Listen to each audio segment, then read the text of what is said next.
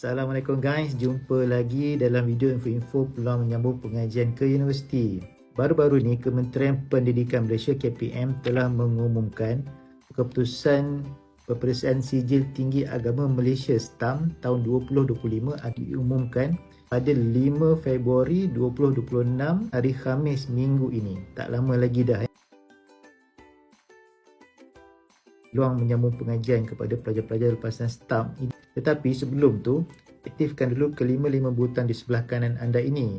Klik pada tanda tambah untuk bersahabat dengan saya, klik tanda hati untuk suka video ini, klik pada titik 3 untuk tanya soalan lebih lanjut tentang informasi ini, dan klik tanda ribbon untuk simpan video ini untuk jadi rujukan pada masa akan datang. Klik anak panah untuk sebarkan lagi video ini kepada rakan-rakan anda yang akan menghargai info yang akan saya kongsikan ini.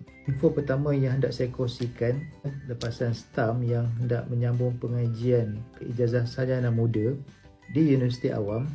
Kebanyakan program pengajian meletakkan syarat kemasukan sekurang-kurangnya minimum pangkat jayid. Ada yang meletakkan pangkat Jayidan. Kalau anda berhasrat untuk menyambung pengajian ijazah sarjana muda di Universiti Islam Pahang Sultan Ahmad Shah UNIPSAS, kami meletakkan syarat kemasukan sekurang-kurangnya minimum pangkat makbul. Anda sudah layak untuk masuk ke UNIPSAS. Jika anda berminat untuk tahu info seterusnya, komen part 2. Jumpa lagi. Terima kasih. Assalamualaikum warahmatullahi wabarakatuh.